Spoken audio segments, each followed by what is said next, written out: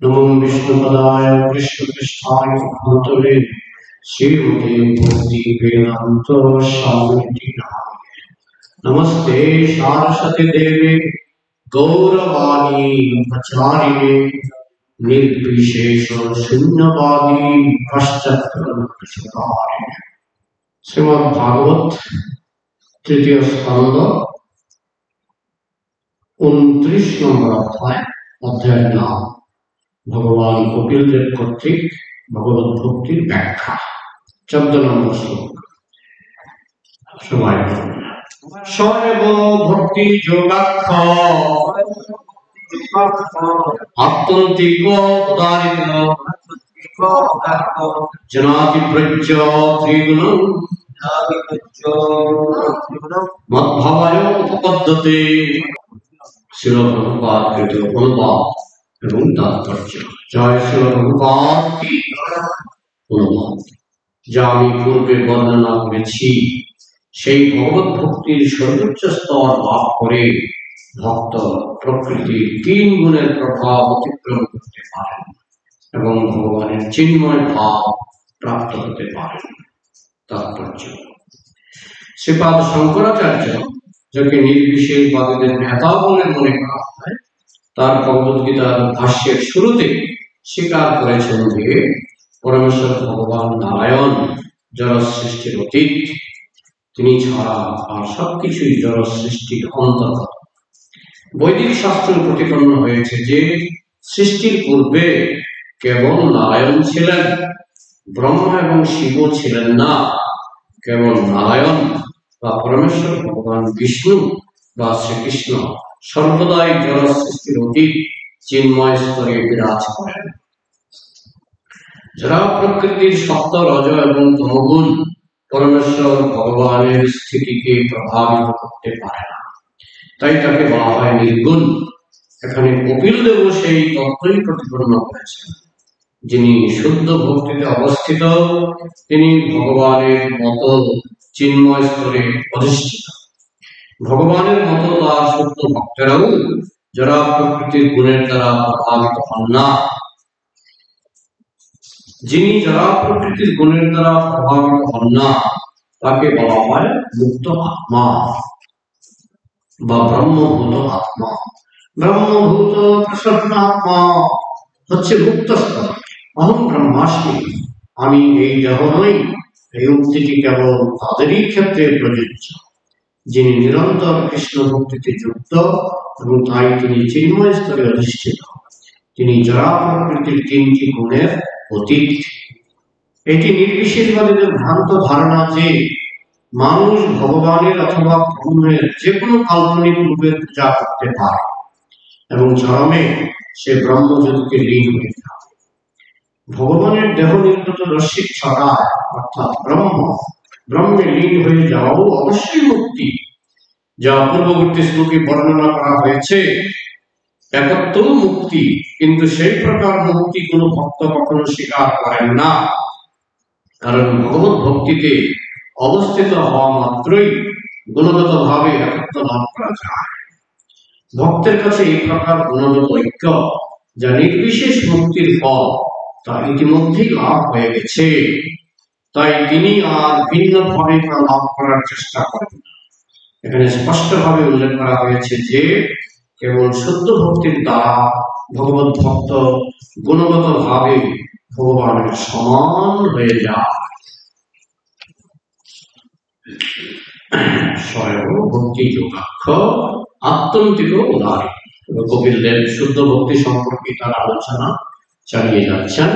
প্রথমে তিনি তামসিক ভক্তি সম্পর্কে বলেছিলেন, তারপর রাজসিক ভক্তি সম্পর্কে বলেছিলেন, তারপর সাত্ত্বিক ভক্তি সম্পর্কে বলে তিনি বলছিলেন এটা শুদ্ধ ভক্তি নয়। সাত্ত্বিক ভক্তিটাও শুদ্ধ ভক্তি নয়। তাহলে শুদ্ধ ভক্তি হচ্ছে সত্যগুণের উপরে, এই জন্য তাকে বলা হয় ত্রিগুণাতীত। গীতা তো যেমন বলা হচ্ছে না যে হে অর্জুন, তুমি 3 গুণকে অতিক্রম করে ঊর্ধ্বে উঠে যাও।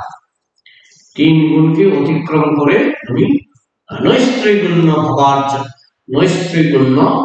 ভবার্য হে অর্জুন, ভগবান হও কি হও? নৈস্ত্রীগুণ, 3 গুণের উপরে উঠে যাও। যে বেদ, ঋক, সাম, যজু, অথর্ব, এই 4টা বেদ হচ্ছে 3 গুণের অন্তর্ভুক্ত, 3 গুণের আলোচনা। ভক্তি 3 গুণের উপরে। এই জন্য কৃষ্ণ বলছেন বেদের উপরে উঠে যাও, মানে 3 গুণের উপরে উঠে যাও। নৈস্ত্রীগুণ, ত্রৈগুণ্য বিষয়া বেদা, গীতাতে বলছে ত্রৈগুণ্য বিষয়া বেদা, বেদের মধ্যে 3 গুণ, ত্রৈগুণ্য মানে 3 গুণ, ত্রৈগুণ্য বিষয়া বেদা, বেদের বিষয়বস্তুগুলি হচ্ছে 3 গুণ। নৈস্ত্রীগুণ্য হওয়ার জন্য হে অর্জুন তুমি 3 গুণের উপরে উঠে যাও। নির্দ্বন্দ্ব, নিত্য সত্যস্থ, নিরবক্ষেম, আত্মবান। তুমি এই 3 গুণের যে দ্বন্দ্ব, সেই 3 গুণের দ্বন্দ্বের উপরে উঠে যাও, সেটাই হচ্ছে শুদ্ধ ভক্তি। এবং কপিলদেব তামসিক, রাজসিক এবং সাত্ত্বিক ভক্তির আলোচনা করার পর, এবং আমরা সাত্ত্বিক ভক্তির আলোচনার যে তাৎপর্য, সেখানে আমরা দেখলাম ভক্তি 81 প্রকার। আমরা তো পাইকারি ভাবে ভক্তিকে বিচার করি, কিন্তু কপিলদেব তিনি দেখালেন ভক্তি 81 প্রকার।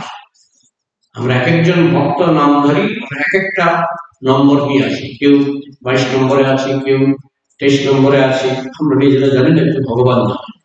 তো এখানে এখন যে আলোচনাটা চলছে এটা হচ্ছে শুদ্ধ ভক্তি, সর্বভক্তি যোগাক্ষ, যেটা ভক্তি যুগ নামে পরিচিত শুদ্ধ ভক্তি।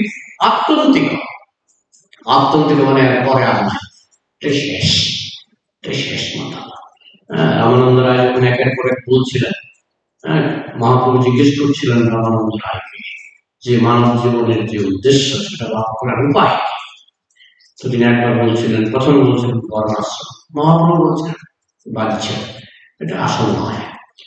তারপরে ক্রমে ক্রমে ধ্যানযোগ একটার পর একটা তিনি বলছিলেন, মহাপ্রভু বাহ্য, বাহ্য, বাহ্য, এগুলি আসল নয়। শেষে যখন ভক্তি যুগের কথা বললেন, শ্রবণম কীর্তনম বিষ্ণু স্মরণ, এটা ঠিক আছে, এটা ঠিক আছে, বলতে বলতে বলতে বলতে লাস্টে গিয়ে যখন রাধারানীকে ধরে একটু কথা বললেন রামানন্দ রায়, মহাভাব, রাধারানীর ভক্তিকে কি বলে? মহাভাব। তখন মহাপ্রভু আর নিজেকে সামলাতে পারলেন না, তিনি এসে রামানন্দ রায়ের মুখে এরকম করে চেপে ধরেছিলেন। চেপে ধরে এরকমই লেখা আছে, তিনি এসে রামানন্দ রায়ের মুখে চেপে ধরেছিলেন, আর না, আর এরপরে যে আছে রায় রামানন্দ ছাড়া এই সংসারে কেউ জানে না। অনুরূপিত চরিত্রা এর উপরে যে থাকতে পারে, এটা রায় রামানন্দই জানে, অন্য কেউ এটা জানে না। যাই হোক, এটা বললে আমি অজ্ঞান হয়ে যাবো, এটা আশঙ্কা। তুমি যদি এটা বলো না, আমি অজ্ঞান হয়ে 3 দিন পরে থাকবো। তাই মহাপ্রভু রামানন্দের মুখে চেপে ধরেছিলেন মহাভাব, সেটা হচ্ছে ভক্তির শেষ কথা। এখন কপিলদেব বলছেন আত্যন্তিক, আত্যন্তিক মানে একেবারে শেষ কথা। ভক্তি যোগী হচ্ছে আমাদের আধ্যাত্মিক জীবনের, পারমার্থিক জীবনের শেষ গন্তব্য, শেষ ডেস্টিনেশন, শেষ পথ, এটাই কপিলদেব বলছেন। এর উপরে ভক্তির উপরে আধ্যাত্মিক জার্নি সেখানেই সমাপ্ত, ভক্তি পর্যন্ত। আর কি জেনাতি ব্রজ্য, যেটাকে অতিক্রম করলে কি হয়? ত্রিগুণ অতিক্রম হয়ে যায়, সপ্ত রজতম গুণ অতিক্রম হয়ে যায়। আমাদের যত সমস্যা এই 3 গুণের জন্য। তামসিক গুণের জন্য যারা তামসিক মদ খায়, গাঁজা খায়, এটা একটা সমস্যা। রজগুণ রাজা হতে চায়, এটা একটা সমস্যা। সপ্তগুণ আমি তো ভালোই আছি, সংসারে সুখে আছি, শান্তিতে আছি, গীতা পড়ি, সেও ভগবানের জন্য খুব একটা লড়াইটা হয় না। সপ্তগুণ, সে দেবতা হবে, বড়জোর দেবতা হবে, জেলখানা থেকে মুক্তি পাচ্ছে না। যতক্ষণ 3 গুণের অধীন, ততক্ষণ আমরা জেলখানার অধীন। যদি তমগুণের অধীন থাকি, ওই জেলখানার ভিতরে 3টা স্তর আছে বলে, প্রথম শ্রেণীর কয়েদি, দ্বিতীয় শ্রেণীর কয়েদি, তৃতীয় শ্রেণীর কয়েদি। তৃতীয় শ্রেণীর কয়েদি, সে তাকে রেশনের চাল দেয়, তাকে এমন একটা ঘরে থাকতে দেয়।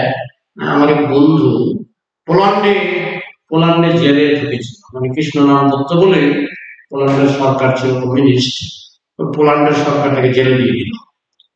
কেমন জেল আমি জিজ্ঞেস করেছিলাম, মায়াপুর থাকতেন বন্ধুটা, জিজ্ঞেস করেছিলাম পোল্যান্ডের জেলটা কিরকম?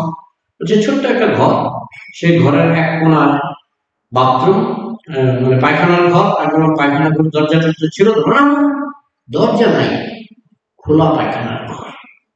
কয়জন থাকতেন ওই ঘরে? 3 জন থাকতেন। পায়খানা করার সময় সবার সামনে একজন খাচ্ছে, আরেকজন পায়খানা করছে, এবং একজনকে একজন দেখতে পাচ্ছে, যে খাচ্ছে পায়খানা করতে করতে সে দেখছে, আর যে পায়খানা করছে, যে খাচ্ছে সে দেখছে। এই হচ্ছে জেলের অবস্থা। তো এগুলি কোন জেল? এইগুলি হচ্ছে থার্ড ক্লাস জেল। ঠিক তেমনি আমরা যারা তমগুণের এই সংসারে আছি, আমরা ওই থার্ড ক্লাস জেলের মধ্যে যে নরককুণ্ড, থার্ড ক্লাস জেল।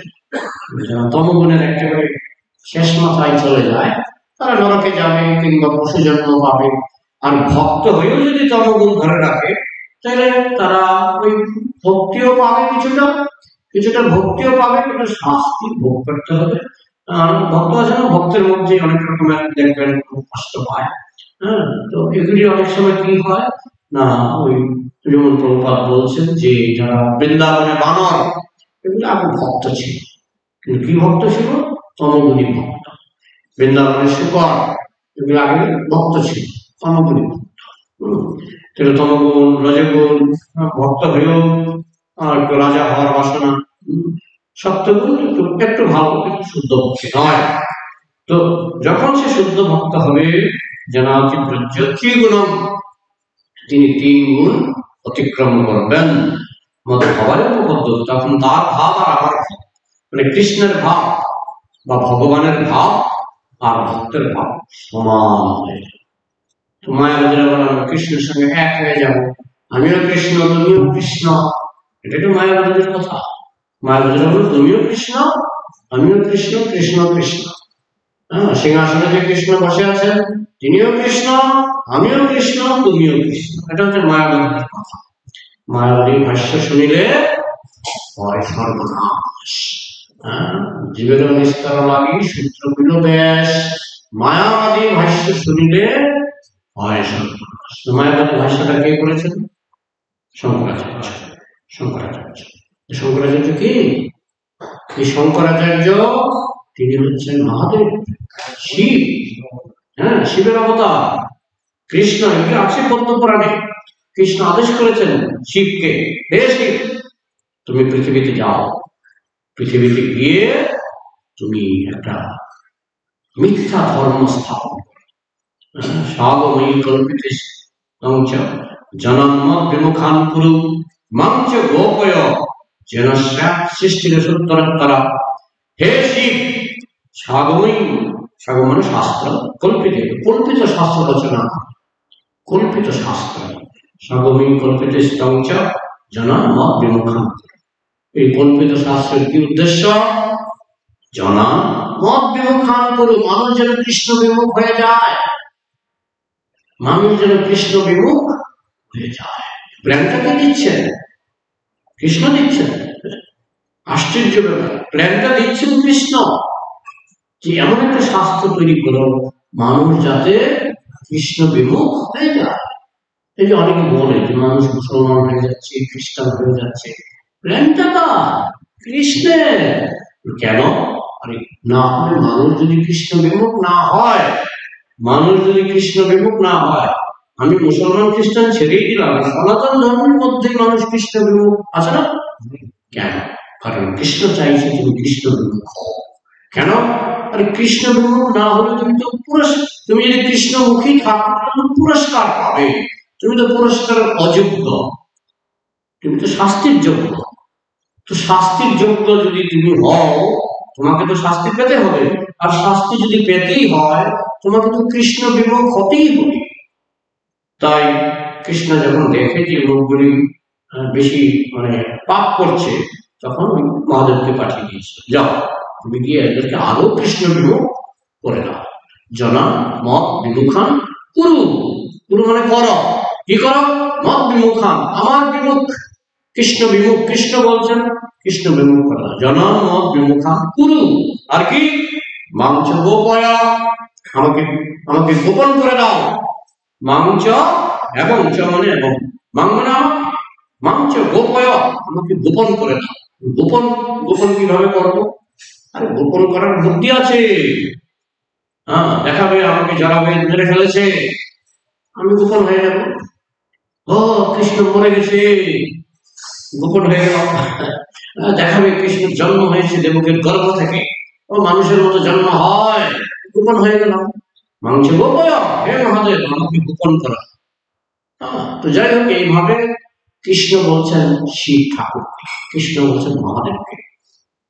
হ্যাঁ, মঞ্চ গোপয় জনন্ম বিমুখান পুরু, মানুষ যেন কৃষ্ণ বিমুখ হয়ে যায়, সৃষ্টির সত্তরোত্তরা, যার ফলে পাপী মানুষের যেন সংখ্যা বাড়তে থাকে।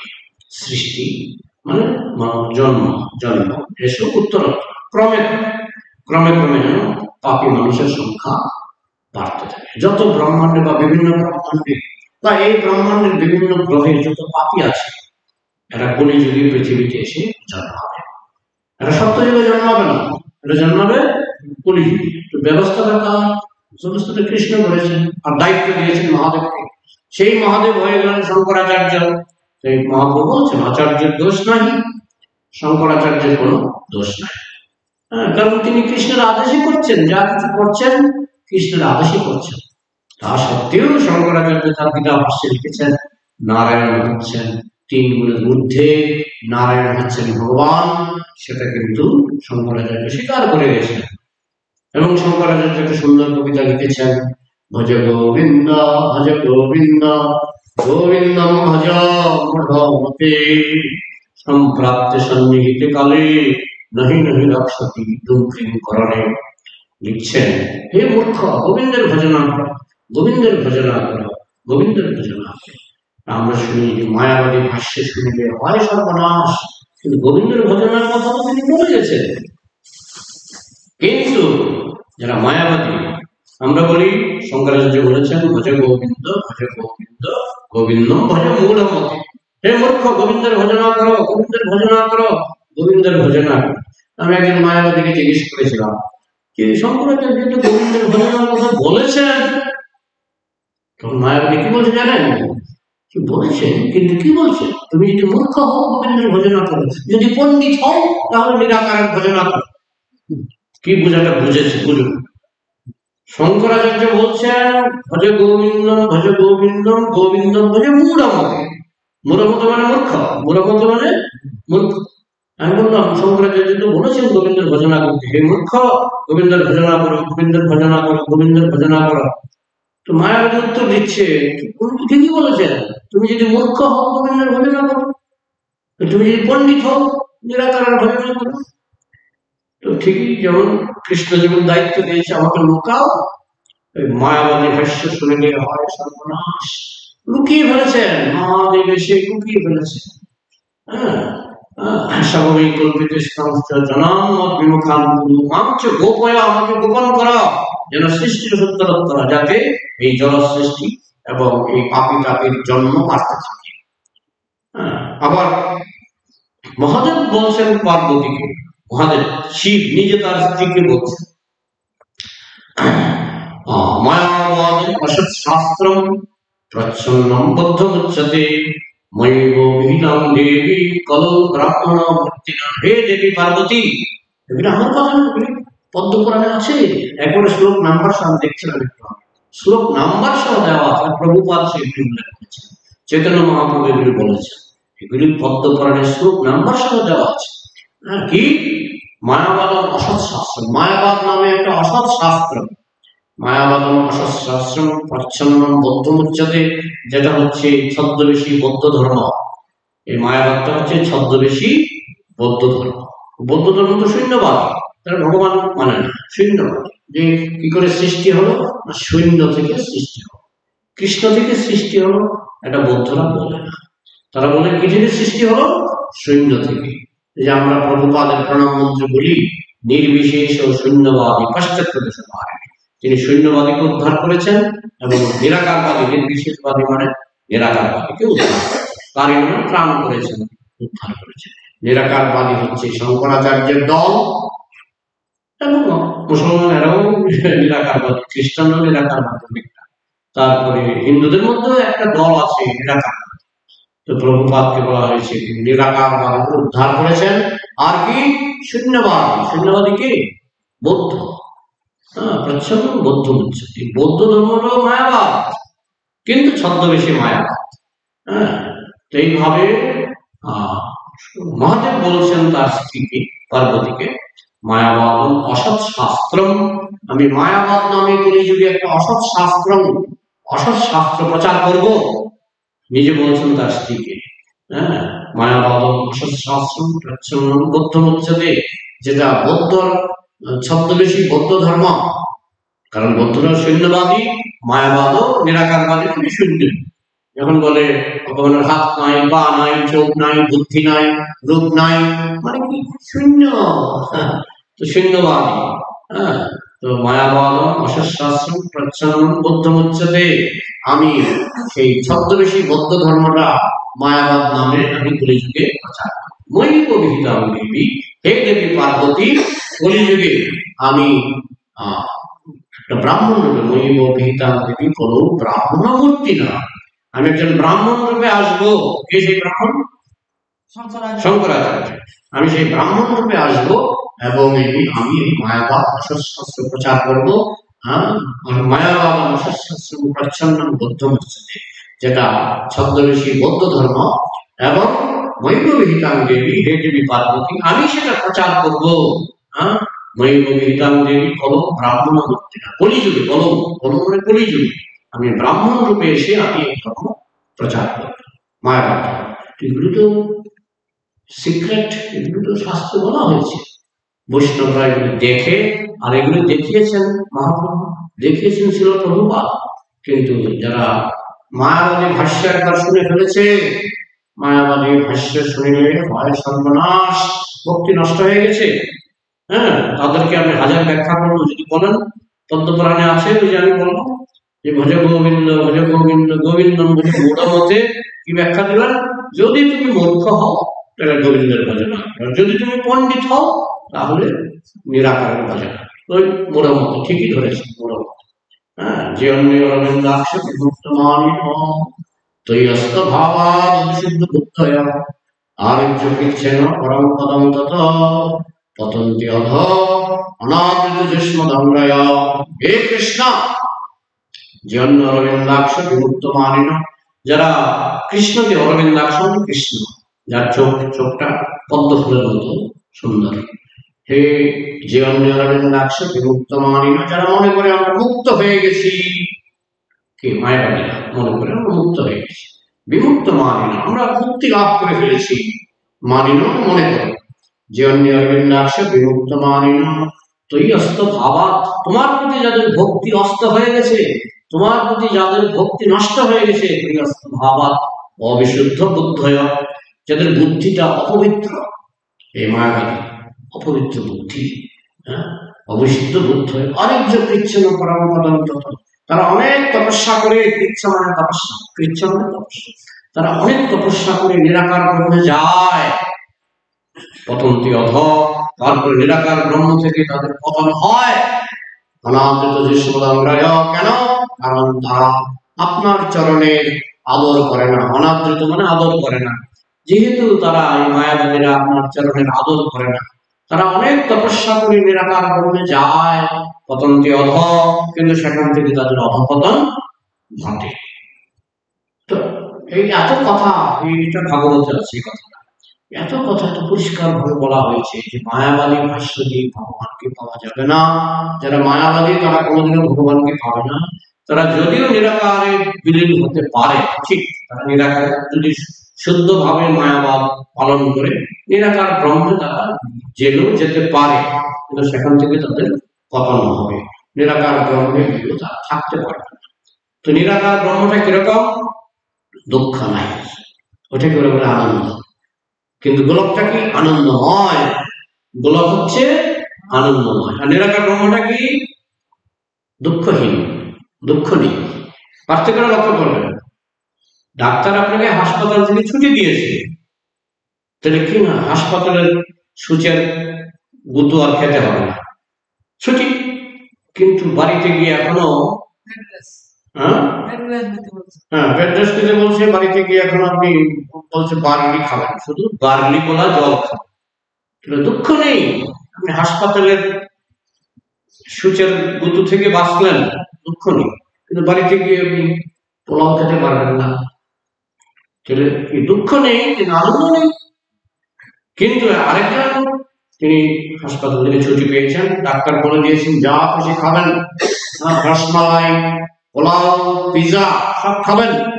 তার মানে দুঃখ থেকে ছুটি পেল, আনন্দে যোগ দিল, তাই না? গোলকটা হচ্ছে আনন্দময়, আর নিরাকার ব্রহ্মটা হচ্ছে দুঃখ ছাড়া। পার্থক্যটা চিকন পার্থক্য, অনেকে বুঝতে পারে। পার্থক্যটা চিকন পার্থক্য। নিরাকার ব্রহ্মটা হচ্ছে দুঃখ নাই, কারণ নিরাকার ব্রহ্ম গেলে ক্যান্সার হবে না, যক্ষা হবে না, রোগ হবে না, দুঃখ নাই। কিন্তু আনন্দ নয়, আছে একটা দুঃখ না থাকাটা কিছু একটা আনন্দ আছে, দুঃখ নাই। আসল আনন্দ পাবেন কোথায়? গোলকে। গোলকে গেলে সেখানে কৃষ্ণের সঙ্গে কত রকমের প্রসাদ, কৃষ্ণ দর্শন, সেখানে আনন্দের সাগর গোলকে। তাই নিরাকার ব্রহ্মে গেলে আপনি নিরাকার ব্রহ্মের সঙ্গে এক হবেন, দুঃখ থেকে বাঁচবেন, কিন্তু আনন্দ পাবেন না। পেলেও এটাকে বলছি নরকের আনন্দ। ওই বললাম নিরাকার ব্রহ্মে যে আনন্দ, এটা হচ্ছে নরকের আনন্দ। বুঝলেন? মানে কি, এটা আনন্দ নয়। আসল আনন্দ কোথায়? গোলকে। হ্যাঁ, আনন্দময় ভাষা। কৃষ্ণ হচ্ছেন আনন্দময়, তার ভক্তরা আনন্দময়। এখানে প্রভুপাদ তাৎপর্য বলছেন, যারা নিরাকারবাদী তারা ভগবানের সঙ্গে এক হয়ে যেতে চায়, ভক্তরাও ভগবানের সঙ্গে এক হয়। কিভাবে? ভগবান হয় না, কিন্তু ভগবান যেমন নির্গুণ, তিনি যেমন সত্যগুণ রজগুণ তমগুণের ঊর্ধ্বে, ভক্তরাও সত্যগুণ রজগুণ তমগুণের ঊর্ধ্বে। ভগবান যেমন আনন্দময়, ভক্তরাও আনন্দময়, সেই হিসেবে এক, সমান। কিন্তু ভগবান অসীম, জীব সীমিত। ভগবান বিভু, জীব ক্ষুদ্র। জীব ক্ষুদ্র, ভগবান ক্ষুদ্র নয়, তিনি অফুরন্ত, অসীম। তাহলে একদিকে ভগবান অসীম, আমি ক্ষুদ্র, পার্থক্য আছে।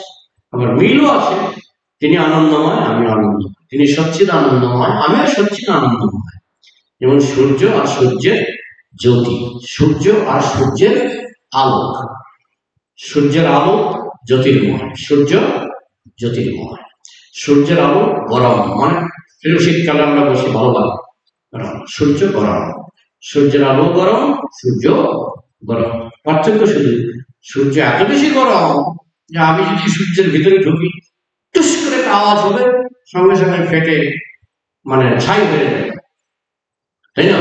কিন্তু সূর্যের জ্যোতিটা আমি সহ্য করতে পারি, সূর্যের যে আলো সেটাকে সহ্য করতে পারি, যদিও সেটা গরম, কিন্তু সেটা সহ্য করতে পারি। তবে পার্থক্যটা সূর্যের মধ্যেও গরম আছে, আবার সূর্যের আলোর মধ্যেও গরম আছে।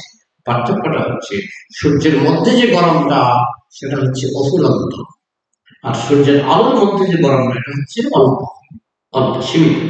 ঠিক তেমনি কৃষ্ণের সঙ্গে কৃষ্ণ ভক্তের মিল আছে। কৃষ্ণ সচ্চিদানন্দময়, কৃষ্ণ ভক্ত সচ্চিদানন্দময়। পার্থক্য শুধু কৃষ্ণ হচ্ছেন সচ্চিদানন্দময় সাগর, আর আমরা হচ্ছি সেই সচ্চিদানন্দময়ের একটি কণা, কণা মাত্র। তাহলে মিল আছে, গরমিল আছে। এটাকে বলা হয় অচিন্ত ভেদাভেদ তত্ত্ব, যেটা মহাপ্রভু শিখিয়েছেন। কৃষ্ণের সঙ্গে আমাদের মিল আছে, আমাদের গরমিল আছে, ভেদ আছে, অভেদ আছে, কিন্তু সেটা কেমন সেটা আমাদের ক্ষুদ্র মস্তিষ্কে আমরা বুঝতে পারবো না। এই জন্য বলছেন অচিন্ত। এই হচ্ছে বৈষ্ণব দর্শন, যে আমরা কৃষ্ণের সঙ্গে আমরা একও আছি, ভিন্ন আছি। হ্যাঁ, সোনার খনি থেকে 100 গ্রাম সোনা যদি আমি নিয়ে আসি, সোনার খনিতে কুইন্টাল কুইন্টাল সোনা যেরকম, আমার 100 গ্রাম সোনাও সেরকম। সমুদ্র থেকে যদি আমি 1 ফোঁটা জল নিয়ে আসি, সমুদ্রের গোটা সমুদ্রটা নোনা লবণ, আর আমার 1 ফোঁটা জল লবণ, লবণ আছে। কিন্তু গোটা সমুদ্রে আছে কুইন্টাল কুইন্টাল লবণ, আর আমার 1 ফোঁটা জলে আছে 1 বিন্দু লবণ। তাই কৃষ্ণ প্রভুপাদ বলতেন, তুমি হচ্ছ লিটল কৃষ্ণ, কৃষ্ণ বিন্দু। তুমি হচ্ছে কৃষ্ণ বিন্দু, আমি কৃষ্ণ বিন্দু, কিন্তু আমরা কৃষ্ণ নই। কিন্তু যেহেতু বিন্দু, মিল আছে, মিল আছে। এটা হচ্ছে বৈষ্ণব দর্শন। আর মায়াবাদীরা তারা এইভাবে মিল খুঁজে না, তারা বলে না আমরা নিরাকার ব্রহ্মে বিলীন হয়ে আমরা তারা নিরাকার ব্রহ্মকে ভগবান বলে। তারা বলে অহং ব্রহ্মাস্মি, আমি ব্রহ্ম মানে আমি নিরাকার ব্রহ্ম। হ্যাঁ, কিন্তু অহং ব্রহ্মাস্মি প্রভুপাদ আজকে ব্যাখ্যা করেছেন, অহং ব্রহ্মাস্মি মানে আমি দেহ নই, আমি দেহ নই, আমি চিন্ময় সচ্চিদানন্দময়, সেটা হচ্ছে অহং ব্রহ্মাস্মি। কিন্তু মায়াবাদীরা বলে অহং ব্রহ্মাস্মি মানে আমি কৃষ্ণ, আমি ভগবান। আর তারা তো কৃষ্ণকে ভগবান মানে, বেশিরভাগ মায়াবাদী কৃষ্ণকে ভগবান মানে না, তারা নিরাকার ব্রহ্মকে ভগবান বলে মনে করে। তো তাদের আবার পতন হয়, পুনর্জন্ম হয়, এটাই শ্রীমদ্ ভাগবতে বলা হয়েছে। তো যেটুকু এই শ্লোকে বলা হয়েছে চেষ্টা করলাম, যদি কারো কিছু প্রশ্ন থাকে আলোচনা করা যাবে।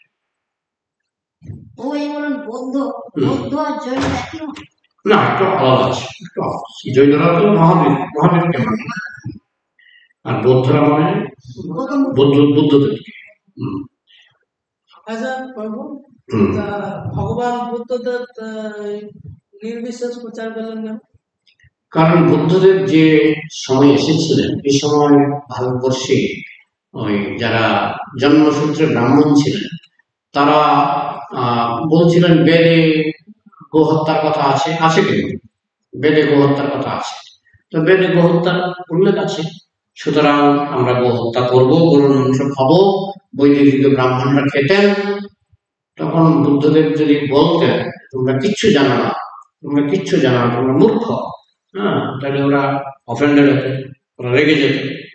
তাই বুদ্ধদেবকে প্রথম, বুদ্ধদেব তো কৃষ্ণেরই সপ্তাহের অবতার, বুদ্ধদেবকে কি বলেন, তিনি বলেন না তোমরা ভালো পণ্ডিত, তোমরা ভালো পণ্ডিত, কিন্তু এই বেদের মধ্যে যে প্রাণী হত্যার কথা আছে না, এই বেদদের আমি মানি না।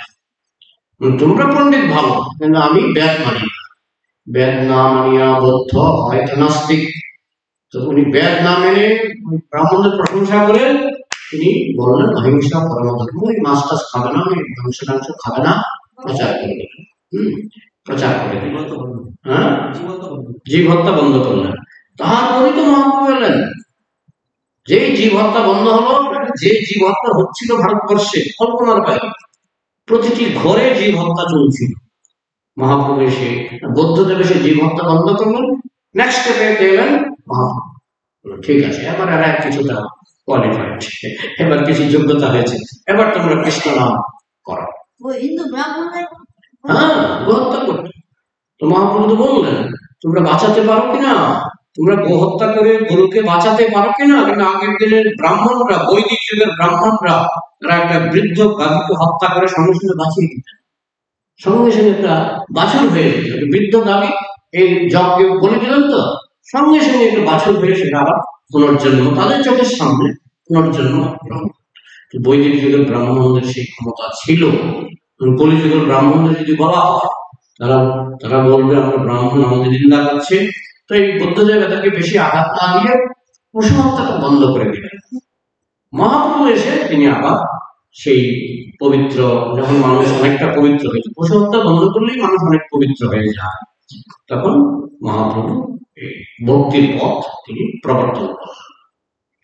ভগবান স্টেপ বাই স্টেপ কাজটা করছে, কাজটা স্টেপ বাই স্টেপ করছে। কিন্তু এখনো পশু হত্যা বন্ধ হয়। হ্যাঁ, একটা দল তো থাকবেই, একটা দল তো থাকবেই, কিন্তু আগের পরিস্থিতি এখন আর নাই। এখনকার বেশিরভাগই গো হত্যাটা সম্পূর্ণ করে, হিন্দুরা তো গো হত্যা করে না, কিন্তু একটা সময় ছিল যখন ব্রাহ্মণরাই গো হত্যা করতে সাহায্য না, ওরা নিজেরাই করতো।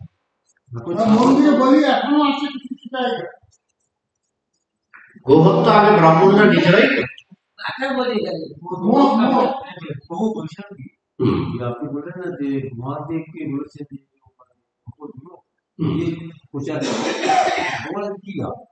ভগবানের লাভ হলো যারা পাপী, যারা পাপী তারা যেন ঠিক ঠিক শাস্তি পায়, তারা যেন ভক্তদের ডিস্টার্ব না করে। হ্যাঁ, তোমরা একটা মঠ বানাও, থাকো, এই মায়াবাদের মঠ আছে না, মায়াবাদের মঠ আছে। আর এই কলিযুগে এমনই ভগবানের কৃপা যে মায়াবাদের নিজেরাই পিছিয়ে যাচ্ছে। হ্যাঁ, যেমন রাম মন্দির উদ্বোধন হলো না, মায়াবাদীদের নিমন্ত্রণ করা হয়েছিল, একজনও বলল সকাল থেকে যাবো না যাবো না যাবো না, সুযোগ কেঁপে হলো। 1 মাস ধরে আমাদের ইস্কনের ভক্তরা সেখানে প্রসাদ বিতরণ করছে, গীতা বিতরণ করছে। তো ভগবান ভক্তকে সুযোগ দিচ্ছে, অভক্তকে শরীর সাইড করে দিচ্ছে। ওই অভক্তদেরকে সাইড করার জন্য ভগবানের এই পলিসি। প্রভু প্রেমের পরকাশের প্রেমের পরকাশটা হচ্ছে মহাভাব, যেটা রাধারানী ছাড়া আর কারো নাই। লাস্ট আর কিছু? আচ্ছা প্রভু, সেটা প্রশ্ন নয়, যদি জানার ইচ্ছা। হুম বলছি, ওই যে রাম মন্দিরটা হয়েছে, হুম দেখছি শুধু ভগবান রামচন্দ্র প্রতিষ্ঠা করেছে, সাথে সীতা লক্ষণ নেই। হ্যাঁ তা হ্যাঁ, এটার একটা কারণ আমি পরে শুনলাম যে এটা করেছে তো মেনলি তো প্রধানমন্ত্রী এবং এরা মেনলি তো ওদিক থেকে হয়েছে তো কাজটা। ওরা বলছে আমরা রাজধর্ম স্থাপন করব, রাজধর্ম স্থাপন করব। তখন রাজধর্ম যখন অযোধ্যা রাজা হয়েছিলেন রামচন্দ্র, তখন সীতা ছিল বাল্মীকির আশ্রমে। তখন অযোধ্যা রাজা কিন্তু একা ছিলেন, তিনি একাই রাজধর্ম পালন করেছিলেন। লক্ষণ তো ছিল স্যার। হ্যাঁ, লক্ষণ এখন সাধারণত লক্ষণ আছে ধরে নিই কোথাও না কোথাও, কিন্তু এখানে রামচন্দ্র তো রাজা ছিলেন, ওই জন্য ওরা রাজধর্ম। আমি দেখতে পাই শ্রী সম্প্রদায়ের ভক্তরাই কেবল শুধু ভগবানকে পুজো করে, যেমন দক্ষিণ ভারতে দেখতে পাই ওই ভগবান বিষ্ণু পুজো করছে লক্ষ্মী। সেইটাই তো ওটা মনে হচ্ছে শ্রী সম্প্রদায়। এটা হতে পারে শ্রী সম্প্রদায়, তবে মেইনলি তাদের টার্গেট হচ্ছে রাজধর্ম। আর রাজধর্মের জন্য সীতা না থাকলেও হবে। এমনকি লক্ষণ ছাড়াও তিনি ছিলেন, লক্ষণকে তো বনবাস দিয়ে মানে শেষে লক্ষণকে কিন্তু ত্যাগ করেছিলেন, জানেন তো রামচন্দ্র লক্ষণকেও ত্যাগ করেছিলেন। রাজধর্ম রক্ষা করতে গিয়ে তিনি সীতাকে ত্যাগ করেছিলেন, লক্ষণকে ত্যাগ করেছিলেন।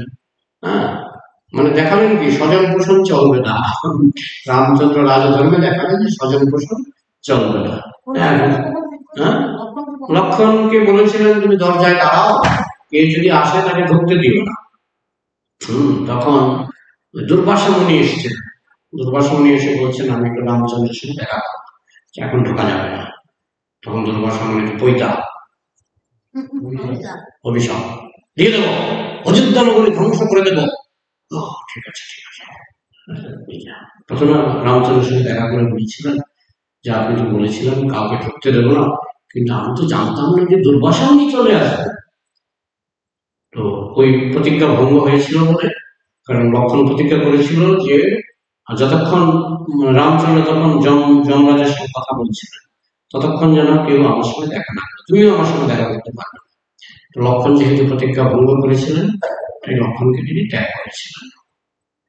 সেটা রামায়ণে দেখায়, সেই লীলাটা রামায়ণে দেখায়। রাজধর্মের জন্য লক্ষণকে ত্যাগ করেছেন, সীতাকে ত্যাগ করেছেন। শিক্ষাটা হচ্ছে স্বজন পোষণ। যিনি রাজা হবেন তিনি কোনোদিনও কোনো কারণে তিনি স্বজনকে গুরুত্ব দিয়ে রাজ্যকে কম গুরুত্ব দেবেন।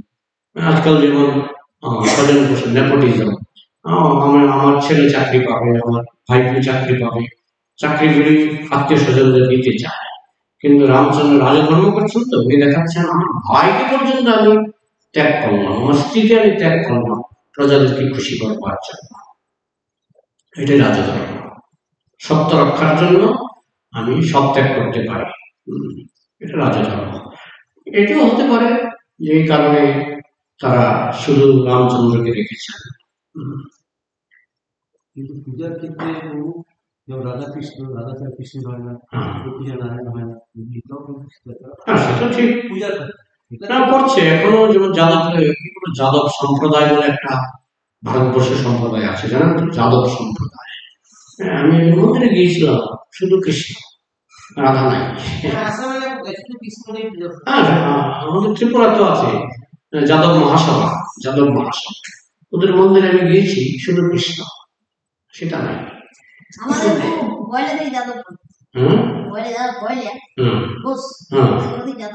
কিন্তু যাদব মহাসভা যেটা, এটাকে দল, এরা রাধা পূজা করে না, শুধু কৃষ্ণ পূজা। তো নানা মনের নানা মত থাকবেই। মাধুর্য রাস্তা বৈষ্ণব ধর্মে বেশি বলে, রাধা ছাড়া কৃষ্ণের পূজা হবে না, সীতা ছাড়া, আমাদের বোম্বেতে রাম সীতা আছে, লক্ষণ আছে, হনুমান আছে আমাদের বোম্বে মন্দিরে।